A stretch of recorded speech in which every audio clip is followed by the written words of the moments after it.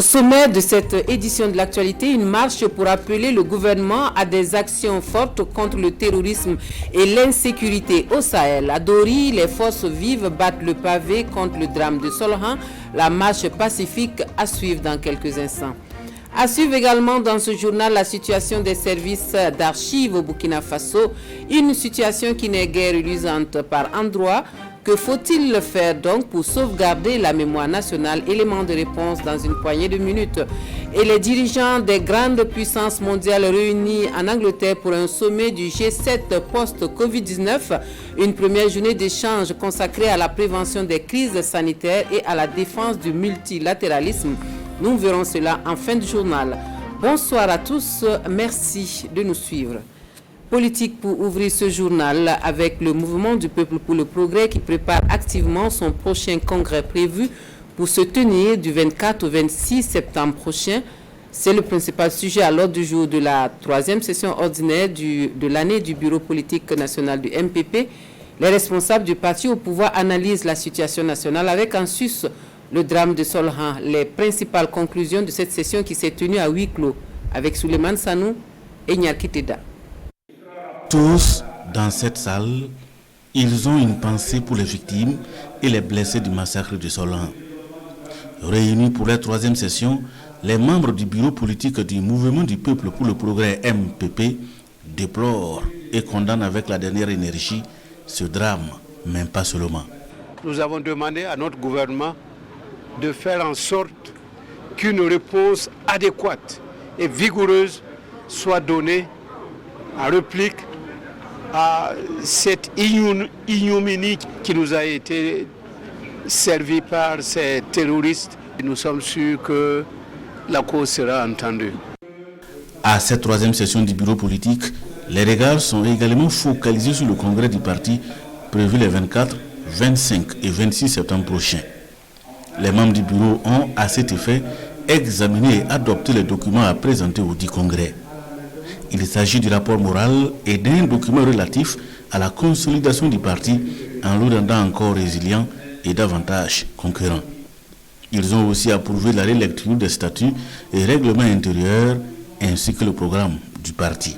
Nous avons procédé à des réajustements des structures dirigeantes de notre parti, créer d'autres structures pour tenir compte des insuffisances que nous avons pointées tout au long de notre parcours et pendant tout le temps que la direction a été à la tête de notre parti. Le MPP félicite le gouvernement pour les actions menées en vue de la tenue des examens de fin d'année à bonne date. Les membres du bureau ont été également informés de la reprise du dialogue politique sous l'égide du président du Faso entre majorité et opposition prévue jeudi prochain. La nouvelle coordination nationale du mouvement Sens est forte de 24 membres, majoritairement jeunes. 10 mois après le lancement de ses activités, le mouvement fait le bilan de ses actions et se prononce sur la situation nationale. Les principales conclusions du mouvement servir et non se servir avec Sié Lassina Ouattara et Sékou Zongo. 12 secrétariats nationaux, 24 membres dont 9 femmes et 6 orientations stratégiques. Voilà les conclusions de l'Assemblée générale du mouvement Sens. Une assemblée générale qui se tient après 10 mois de fonctionnement du mouvement. Au sortir de cette assemblée générale, le mouvement entend travailler à la convergence des idées progressistes pour faire du Burkina Faso le pays de rêve, le pays où règne la paix et la concorde nationale. Beaucoup de mouvements, de partis existent aujourd'hui dans notre pays. Il est impossible que tous ces mouvements-là aient des objectifs divergents. Nous disons donc qu'il faut travailler et à faire en sorte que l'ensemble de ceux qui pensent qu'ils s'engagent pour servir et non se servir se mettent ensemble pour pouvoir répondre aux besoins de la population burkinabé qui n'a pas envie de voir dans notre pays 100 à 200 partis politiques, mais qui a simplement envie de voir des gens qui se mettent ensemble pour servir leur communauté. Le mouvement Sens se dit être attaché à toutes les valeurs républicaines et dans un Burkina Faso où le vocable de la réconciliation est bien d'actualité, le mouvement Sens tient à réaffirmer sa position. Aucune impunité ne sera cautionnée et la réconciliation véritable ne se fera sans la justice. Nous disons que la condition d'une réconciliation nationale véritable et d'une cohésion sociale solide et durable est l'exercice de la justice. C'est un leurre de vouloir la réconciliation nationale et la cohésion sociale dans l'impunité. Car de même qu'on ne guérit pas une plaie en la bandant simplement, on ne saurait se réconcilier en fermant les yeux sur les crimes. Tour à tour, des représentants de partis politiques apportent ici leur soutien et leur engagement au mouvement Sens. Mais pour certains comme le professeur Étienne Traoré, il ne faut surtout pas tenir des discours démagogiques. Il est temps pour l'ensemble des Burkinabés épris de paix et de justice de s'engager résolument pour un Burkina Faso qui avance. La coordination nationale issue de cette Assemblée générale a un mandat de 3 ans avec pour ligne de mire les élections municipales de 2022 et les élections générales de 2025. Une marche de protestation à Dori suite au drame de Solhan. Forces vives de la région, organisations de la société civile et syndicats expriment leur mécontentement suite à ce qu'ils qualifient de silence du gouvernement après les événements dramatiques dans le Yaga. Compte rendu de la marche avec Ibrahim Kagone et Pini Dienyanou. Par cette marche silencieuse dans les artères de Dori, les forces vives du Sahel, les associations et syndicats expriment leur ras-le-bol et exigent une attention particulière de la part du gouvernement pour la région du Sahel. Tout le monde a suivi ce qu'il s'est passé à Solhan. Plus de 200 personnes assassinées dans la nuit sous couvre-feu à quelques 14 km de Seba où il y a toutes les forces de défense et de sécurité. Les personnes ont été attaquées et tuées pendant de 2h du matin jusqu'à 5h. Il n'y a pas eu de riposte. Nous avons interpellé le gouvernement sur ses obligations qui sont d'assurer la sécurité de la population. Solhan reste toujours la commune qui fait peur. Solhan reste inhabité. Solhan, la commune rurale qui donne l'insomnie selon les femmes de la région. Les gens n'arrivent même plus à manger, même sortir, même pour aller au marché. Les gens ont peur dans leur peau, les gens ont peur dans leur ventre. Ça ne va pas. Nous avons tout Dori a des parents à Solhan et à Seba. Donc vraiment c'est la désolation totale. Au terme de la marche, une lettre est remise au gouverneur de la région du Sahel pour le président du Faso. À présent, cette innovation majeure qui vient faciliter les mesures administratives qui accompagnent le départ des fonctionnaires à la retraite, la plateforme Prisca permet aux travailleurs de monter et de gérer le dossier de la retraite à partir de l'outil informatique. Les explications sont données aux journalistes. Voici ce que Vincent Kendrebego retient pour nous. Elle s'appelle Prisca. Prisca, c'est l'abréviation de plateforme de retraite informatisée, simplifiée et centralisée pour les actes. Cette plateforme numérique est un site d'information, un outil de gestion et de préparation des dossiers de départ pour la retraite. Prisca donne la possibilité à tous les intervenants d'agir dans la constitution du dossier du futur retraité de la fonction publique. Et le fonctionnaire qui est à 2 ans de sa retraite peut y créer son compte, suivre l'évolution et aider dans le complément des éléments constitutifs de son dossier de retraite. Vous pouvez même y calculer votre pension seulement à partir de votre ordinateur fixe ou portable ou de votre smartphone sans besoin de vous déplacer. C'est ainsi que ses concepteurs la présentent. Parfois, le dossier peut avoir des difficultés, le dossier peut être bloqué quelque part, soit pour une insuffisance d'information ou pour une pièce qui manque. Et puis les retraités eux-mêmes ne savent pas. Donc cette plateforme leur offre la possibilité donc, de pouvoir à n'importe quel moment savoir si le dossier a un problème et surtout contribuer à débloquer ce problème le plus tôt possible. Plus besoin donc de va-et-vient entre les différents services avec sa paperasse, Prisca s'en charge. C'est donc la nouvelle trouvaille des techniciens du ministère de la fonction publique qui la présente comme l'outil de gestion simplifié de la retraite des fonctionnaires. Génération Égalité, les organisations de la société civile conduites par Sika Kabouré remettent ce 11 juin leur déclaration sur les droits de santé sexuelle et reproductive des jeunes filles et des femmes au ministre de la Santé. Un document qui invite le président du Faso à mobiliser ses pairs sur la question en vue de réduire les inégalités hommes-femmes d'ici à 2030. La remise de la déclaration en présence de Roger Kam et Aimé Solange Digma. C'est un document qui contient les engagements des organisations de la société civile en matière de droits de santé sexuelle et reproductive des jeunes filles et des jeunes femmes pour l'atteinte de l'égalité hommes et femmes d'ici à 2030.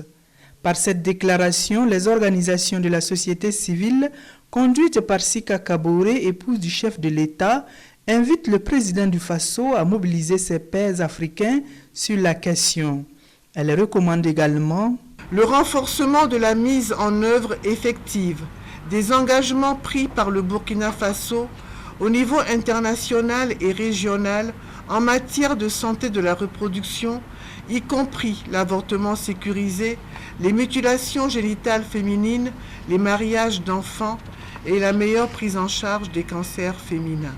Le soutien aux services d'appui judiciaire et psychosocial aux personnes vulnérables, personnes déplacées internes, personnes handicapées. Au total, 20 recommandations ont été soumises au ministère de la Santé pour le Forum Génération Égalité, lequel forum va prendre de nouveaux engagements pour un monde plus égalitaire entre hommes et femmes. Nous allons encore le souligner et faire en sorte que les éléments contenus dans votre message ce soir soient relevés dans l'allocution de son Excellence Monsieur le Président du Faso durant le forum. Donc soyez rassurés que le contenu est déjà fort et sera pris en compte au cours donc de ce message. Pour les organisations de la société civile, la mise en œuvre effective de ces recommandations permettra de réduire les inégalités entre hommes et femmes pour l'atteinte des objectifs de développement durable.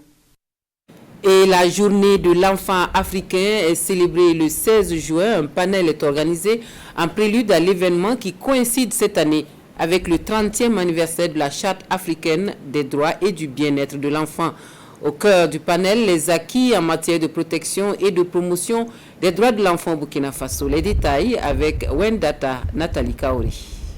Ce panel s'inscrit en droite ligne de la note d'orientation de l'Union africaine visant à faire le bilan des réalisations en matière de promotion des droits et du bien-être de l'enfant. Au niveau du Burkina Faso, sur le plan des acquis, on note la prise en compte des droits de l'enfant dans les politiques sectorielles. Dans le domaine de l'éducation, le taux de scolarisation au primaire est passé de 30% en 1992 à près de 87% en 2020.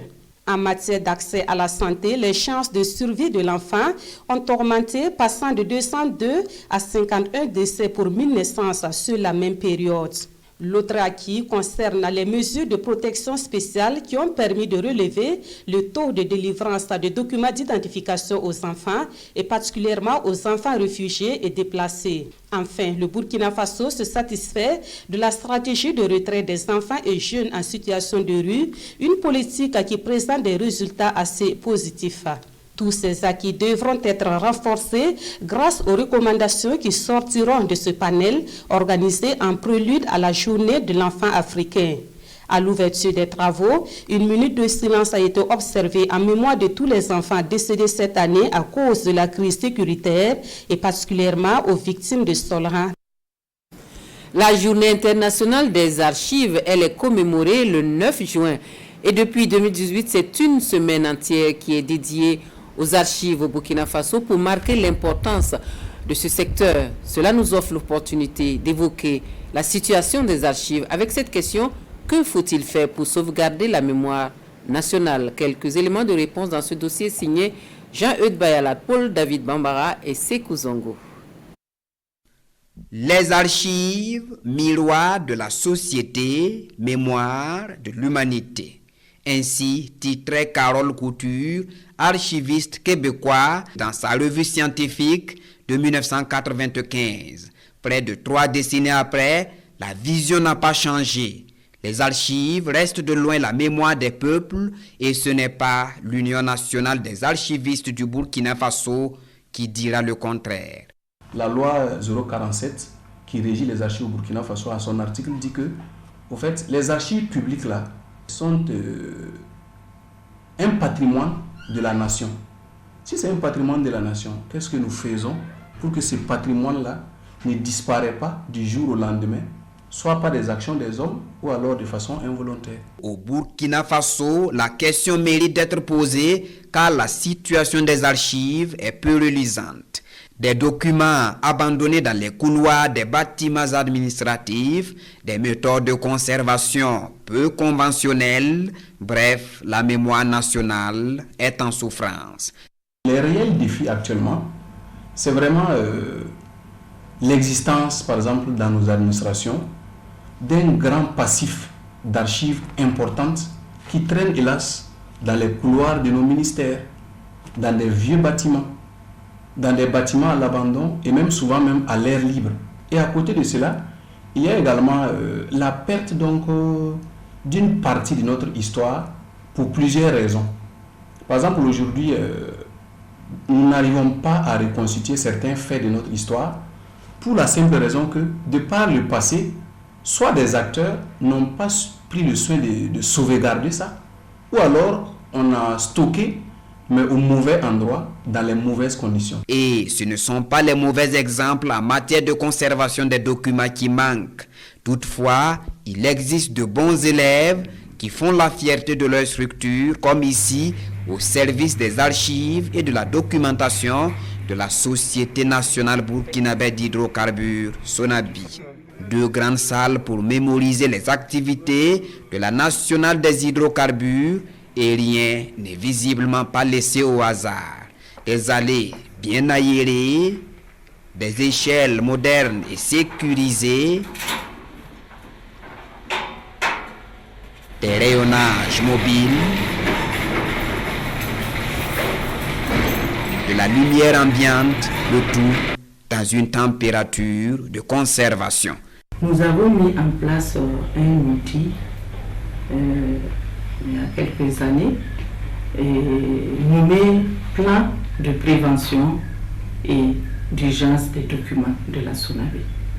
Et dans ce plan, nous avons essayé de décrire les facteurs de détérioration du document. Et parallèlement, nous avons essayé de voir quelles sont les mesures de prévention pour éviter cette détérioration. Les rayons du soleil peuvent détériorer le document. Nous avons l'eau comme facteur de détérioration du document. Là, cet élément a été pris dès le début, au moment donc de la construction du bâtiment. Ensuite, nous avons comme facteur de détérioration le feu. Et pour cela, on a installé des extincteurs dans les salles de conservation. Et 2 fois dans la semaine, les salles de conservation sont nettoyées. Au niveau du secrétariat général du gouvernement et du conseil des ministres, nous utilisons ce qu'on appelle un outil de gestion, qui est le tableau de gestion.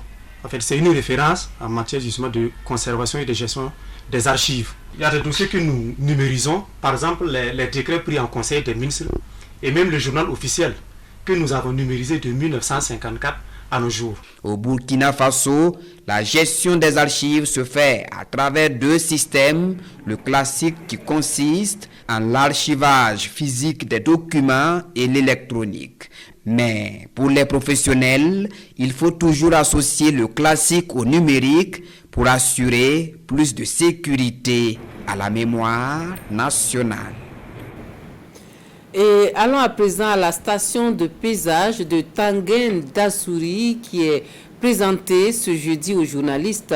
L'Office national de sécurité routière organise cette sortie de presse pour expliquer le bien fondé de cet outil et son fonctionnement. Pascal Canet pour les précisions.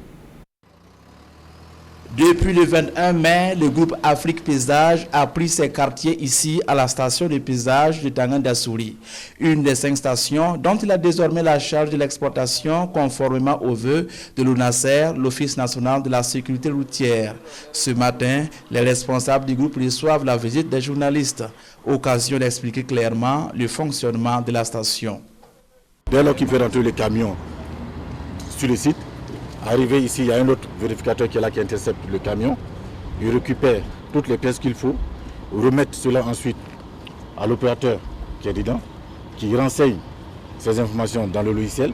Il valide d'abord une première vérification pour savoir si le type de camion correspond au camion qui vient de passer. Si toutes les informations sont bonnes, le poids y est, valide une deuxième fois. Après cela, maintenant, il fait sortir la facture. Sur la facture, comme je l'ai dit, il y a toutes les informations qui sont là-dessus. Cependant, la session de la gestion des stations au groupe Afrique Paysage suscite quelques inquiétudes chez les transporteurs. Pour le directeur général de l'ONASER, cette session est expérimentale et comporte des avantages certains, aussi bien pour les transporteurs que pour son institution. Il y a la modernisation et un meilleur suivi des équipements et des opérations de pesée. Notre partenaire, en collaboration bien sûr avec l'ONASER, mettra un dispositif d'interconnexion des différents sites et le suivi sera centralisé. En plus de la station de paysage de Tangandasouri, le groupe Afrique Paysage s'occupe de la gestion de 4 autres stations de paysage d'Akola, Nyangologo, Banfora et Bobo Dilasso. Sur la gestion de la sécurité alimentaire, les responsables de la Société nationale de gestion des stocks de sécurité se rassurent de l'effectivité des points de vente. À l'Est, les boutiques de vente de céréales à prix subventionnés connaissent une affluence depuis leur ouverture mi-mai dernier, selon le témoignage sur place à Fadangourma de Hamidou Lankwande et Ibrahim Sanou. Vérification de l'identité, encaissement et délivrance des reçus. Larba Lompo peut maintenant rentrer en possession de son sac de maïs. Ce matin, je suis venue chercher le maïs, aller manger avec mes enfants. J'ai payé 6 000. En tout cas, je suis contente. Au deuxième point de vente des céréales de la Sonagès, on constate la même affluence. Les sacs coûtent 6 000 francs CFA. Nous remercions l'État pour ses bonnes actions. Chacun n'a droit qu'à un seul sac. Nous souhaiterions qu'on nous permette de prendre autant de sacs voulus. Moi, par exemple, j'ai beaucoup de bouches à nourrir. Le premier responsable de la Sonagès indique que des efforts sont faits pour permettre à chacun d'avoir de quoi nourrir sa famille. Ce matin, nous sommes contents parce que vous avez vu sur le premier site l'expression de la population. Ils ont exprimé en tout cas leur satisfaction et qu'ils attendaient avec impatience l'ouverture de ces boutiques pour leur permettre d'avoir à manger à un prix acceptable. Dans la région de l'Est, ce sont 21 points de vente de céréales à prix subventionné ouverts par la Sonagès, dont 2 à Fadangourma. Ouverts depuis le 16 mai dernier, les 2 points de vente de Fada ont été approvisionnés à hauteur de 160 tonnes de céréales. C'est une étape que vient de franchir, une autre étape que vient de franchir le Fonds d'appui aux activités rémunératrices des femmes, celle de la signature de partenariat avec les 13 systèmes financiers déconcentrés, décentralisés, qui permet aux FARF de pouvoir assurer le financement des bénéficiaires non pris en compte dans la mise en œuvre de la composante 4 du fonds, qui est la promotion de l'inclusion financière et sociale des populations témoins de la signature de convention. Gérard Sommet ou Moussissé. Le Fonds d'appui aux activités rémunératrices des femmes FARF, celle ici avec les systèmes financiers décentralisés SFD, un partenariat qui entre dans le cadre de la mise en œuvre de la composante 4 du programme d'appui au développement des économies locales, PADEL. Nous allons accorder les crédits au niveau des femmes et les SFD pourront accorder les crédits au niveau des hommes. Les taux du programme seront à 10% et à 5% pour les échéances de moins de 6 mois ou 6 mois maximum. Et on aura aussi un taux de 4% pour les personnes en situation d'handicap. Et ces crédits doivent être remboursés pour permettre à d'autres personnes de pouvoir en bénéficier, souligne la directrice générale du FARF. Les conventions avec les SFD sont des boussoles d'intervention pour une bonne synergie d'action et une prise en charge holistique de tous les bénéficiaires sur le terrain. Nous, à notre niveau, c'est de pouvoir mettre en place des agents qui vont rejoindre ces bénéficiaires-là. Nous allons les regrouper par zone pour pouvoir leur donner la formation adéquate et débuter le travail que nous devons faire. Le montant accordé par le FARF au système financier décentralisé sera fonction du nombre de personnes désirant bénéficier du crédit dans chaque région. Au total, 13 SFD sont recrutés pour la mise en œuvre du programme. Nous allons maintenant au sud-ouest pour une visite de chantier d'infrastructures scolaires par le ministre en charge de l'Éducation nationale. Dans le village de Sidi Moukar, les 3 salles de classe en finition sont à mettre au compte des engagements nationaux. Le point de la visite avec Elvis Tuina et Romuald Patristoui. À compter de la rentrée scolaire 2021-2022, cette école ouvrira ses portes pour le bonheur des élèves de Sidou Moukar, village situé dans la commune de Gawa. L'infrastructure est composée de 3 salles de classe, d'un magasin, d'un bureau, de latrines et d'une fontaine à motricité humaine. Le joyau a coûté la bagatelle de 47 millions de francs CFA aux engagements nationaux. Quand on dit engagements nationaux, on dit engagement du président du FASO. On dit préoccupation des populations et donc nous sommes heureux de venir ici voir effectivement l'état d'avancement de cette infrastructure scolaire qui sera disponible dès la rentrée prochaine et nous souhaitons simplement que la rentrée puisse se faire dans de bonnes conditions et que les élèves puissent effectivement travailler dans de bonnes conditions. Entre mi-mai et le 7 juin 2021, le ministère en charge de l'éducation a enregistré environ 85 infrastructures scolaires en état de dégradation. Pour cette infrastructure visitée, Stanislas Ouaro rassure que le gouvernement sera regardant quant à la qualité de l'infrastructure qui sera livrée bientôt. Nous sommes en train d'affiner pour pouvoir situer les responsabilités. Et mon souhait vraiment, c'est que cette infrastructure-là soit réalisée dans les normes de l'art. La structure de contrôle est là, elle nous a rassurés, mais on verra au fur et à mesure parce qu'il y a tellement de besoins de réalisation d'infrastructures scolaires qu'il n'est pas bon qu'on réalise une infrastructure aujourd'hui et qu'un ou 2 ans après, on soit obligé de revenir sur nos pas. Le ministre Ouaro a poursuivi sa visite au lycée de Gawa à Sidou Moukar où il a échangé avec les élèves qui se préparent pour leurs examens de fin d'année. La direction provinciale de la police nationale de la Bougriba bénéficie du soutien des ressortissants de la province du matériel informatique et divers remis ce jeudi à Diebougou par un fils de la localité en la personne de Jérémy Désiré Kam. C'est le fruit d'un plaidoyer mené par les jeunes, la remise avec siège du Kael Poda. Seul on va vite, ensemble on va loin. C'est par cet adage africain que le gouverneur de la région du Sud-Ouest a traduit le geste de Jérémy Désiré Kam.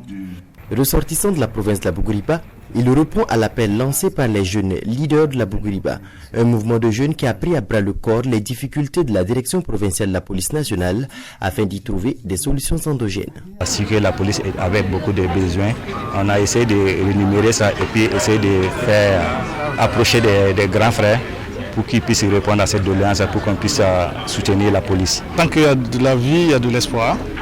Et tant que nous vivons également, nous devons pouvoir jouer un rôle, un temps soit peu, chacun en ce qui le concerne, pour apporter sa contribution au développement. Et donc ce serait toujours bien sûr avec beaucoup de plaisir, dans la limite de mes possibilités, que je vais renouveler ce type d'action. C'est ainsi que 3 ordinateurs, 3 imprimantes, 3 onduleurs et 2 appareils photo ont été mis à la disposition de 2 districts de police, celui de Diebougou et celui de Tchankura. Un geste salvateur pour la direction provinciale de la police nationale. Alors, quand nous recevons un don de ce genre, et nous sommes très heureux parce que c'est de nature à renforcer les capacités opérationnelles de tous ces agents qui travaillent au quotidien pour que la sécurité publique soit garantie dans notre cité. D'autres personnes ont pris exemple sur le donateur du jour en offrant des chaises et des gilets à la police. Le gouverneur exhorte les fils et filles de la région entière à emboîter le pas de Jérémy Désiré Kam pour une plus grande efficacité de l'administration publique. Un essai littéraire qui analyse les fonctions sociales de la noix de cola, qui n'est pas cultivée au Burkina Faso, mais qui est omniprésente dans presque tous les rituels. Étymologie et littérature, symbolisme du cola dans la littérature, c'est l'ouvrage du professeur Vincent Ouattara dédicacé ce 11 juin à Ouagadougou et que Foussé Nikindo feuillette pour nous. Le cola n'est pas cultivé au Burkina Faso, mais il est fortement présent dans les cérémonies traditionnelles heureuses comme malheureuses. Le cola est présent dans tous les rituels, un côté mystique et bien d'autres aspects analysés par le professeur Vincent Ouattara dans son ouvrage « Ethnologie et littérature, symbolisme du cola dans la littérature ». Le cola contient les valeurs éthiques et esthétiques de notre société. Ces valeurs éthiques et esthétiques, c'est quoi? C'est l'hospitalité, l'entraide mutuelle, et toute valeur aujourd'hui dont nous avons besoin pour le vivre ensemble. Pour le professeur Salaka Sanou, professeur titulaire de littérature africaine, qui a présenté l'ouvrage à l'occasion de la dédicace, le professeur Vincent Ouattara a produit une œuvre originale. Le professeur Ouattara a su créer de l'avis du professeur Sanou un lien entre la littérature et l'ethnologie pour insister sur une nouvelle forme de la critique qu'est l'ethnocritique. Vincent Ouattara nous montre comment justement la cola ou le cola est un élément d'énonciation, est un élément à partir duquel on peut chercher à comprendre l'œuvre, à mieux comprendre les œuvres littéraires. Il s'agit de montrer que véritablement les œuvres littéraires africaines ont pris pied dans la culture, dans les cultures africaines et se font l'écho de ces cultures-là, même si c'est dans des œuvres de fiction. L'essai littéraire du professeur Ouattara est d'une actualité étonnante. Selon le préfacier de l'ouvrage, le professeur Adama Koulibaly de l'université Houphouët-Boigny de Côte d'Ivoire. Et en cela, le livre étant une œuvre de l'esprit, s'adresse à nos intelligences et donc à chacun de nous, pour peu qu'on ait eu recours au cola à un moment ou autre dans diverses circonstances de notre vie. Et Alif Naba qui signe son retour sur la scène musicale avec Sowok, son nouvel album donc de 7 titres. Long parcours, le 8e album du Prince aux pieds nus, est présenté au public ce 11 juin à Ouagadougou. La sortie discographique avec Adama Guiti et Vincent Kendrebego.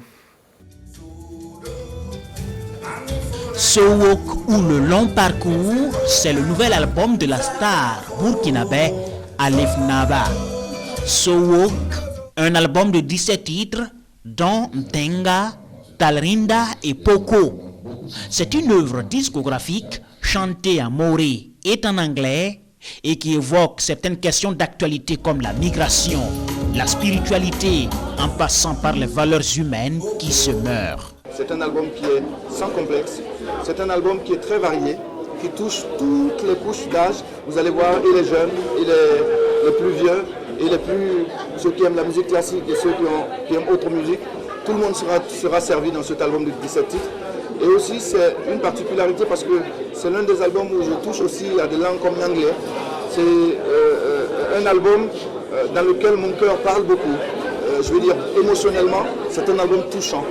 Plusieurs mélomanes sont là pour découvrir le nouvel album et avec eux, d'autres stars de la musique burkinabé venus encourager leurs collègues artistes. Alif, on le sait depuis le départ de sa carrière, est resté un artiste avec des projets. Et cet album qu'on appelle Sowok est un projet. Et je l'ai dit tantôt que quand un album il est bien ficelé, il est bien fait, comme Alif reste un perfectionniste, c'est un album qu'on aura le temps d'écouter pendant 4 ans et qui lui permettra d'être présent sur la scène pendant 3-4 ans. Sowok est le 5e album d'Alif Naba, un chef-d'œuvre réalisé entre l'Afrique et l'Europe. Le CD est disponible au prix de 5 000 francs CFA. Voilà, bon vent donc à ce nouvel album de 17 titres de Alif Naba. Cela nous conduit à l'actualité internationale avec ce sommet du G7 consacré à la reprise post-pandémie du Covid-19. Les dirigeants des puissances mondiales sont réunis en Angleterre au cœur des discussions en cette première journée, prévention des crises sanitaires et défense du multilatéralisme. Elisabeth II et ses héritiers ont reçu vendredi les dirigeants des pays membres du G7 à l'occasion du sommet qui se tient jusqu'à dimanche à Carbis Bay en Angleterre. Cette rencontre autour de la famille royale s'est tenue dans un jardin vitrine de la biodiversité, l'occasion pour le prince Charles d'appeler les dirigeants à s'unir pour préserver la planète. La lutte contre cette terrible pandémie fournit, s'il en était besoin, un exemple clair de l'ampleur et de la rapidité avec laquelle la communauté mondiale peut faire face aux crises lorsque nous combinons la volonté politique avec l'ingéniosité des entreprises et la mobilisation du public. Mesdames, Messieurs, nous le faisons pour la pandémie, alors si vous me permettez de le dire, nous devons aussi le faire pour la planète. Ce samedi, pour la deuxième journée du sommet, les discussions porteront sur la défense du multilatéralisme et la prévention des crises sanitaires. Après des années compliquées sous la présidence de Donald Trump, les alliés entendent bien montrer leur unité à l'occasion de ce G7 qui marque le premier déplacement à l'étranger de Joe Biden. Et c'est la fin de ce journal. Merci de nous avoir reçus chez vous. Amandine Lalsaga vous retrouve à 23h pour les dernières informations du jour. Très bon week-end à tous. À bientôt.